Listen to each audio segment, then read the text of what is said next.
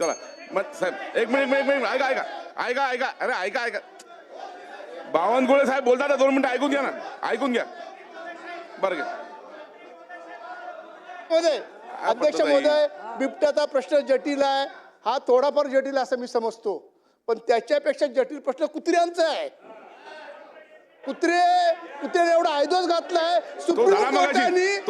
कोर्टाने निर्णय दिलाय तो मगाशी झाला कुठेतरी ठेवा कुत्र्यांचा प्रश्न मगाशी झाला त्याच्यावर अंमलबजावणी कोणच करत नाही अध्यक्ष महोदय ओके त्या कुत्र्यासाठी काहीतरी करा बंदोबस्त गल्लोगल्ली पोरं घरात फिरू शकत नाही असा प्रकार झालाय मुंबईमध्ये लहान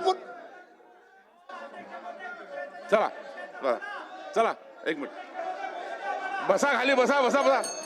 खाली बसा अरे एक मिनिट बसा ना साहेब बोलता ना बसा खाली बसा मान्य अध्यक्ष महोदय ऐका ऐका एक मिनिट झालं बसा तुमचं ऐकलंय बसा बसा चला झालं ना तुमचं ऐकलं ना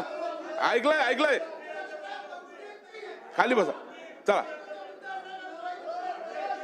चला मान्य अध्यक्ष महोदय त्याला खाली बसा नाही मान्य अध्यक्ष महोदय हा बोला सभा खाली बसा हे बघा तुमचं ऐकलंय खाली बसा आता नाही बोलूच द्यायचं मान्य अध्यक्ष महोदय काय पद्धत आहे ही काय पद्धत आहे नाही चला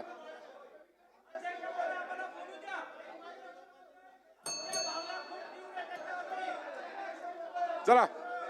बावनकुळे साहेब आपण बोला हा चला